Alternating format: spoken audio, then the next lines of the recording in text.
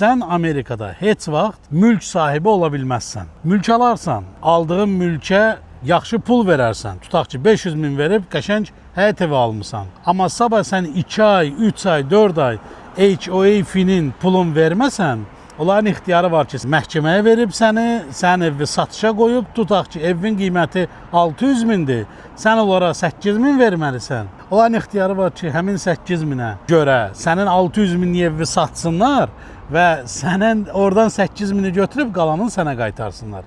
Yəni, belə bir ixtiyarları var. Buna görə sən Amerikada ev sahibi ola bilmirsən.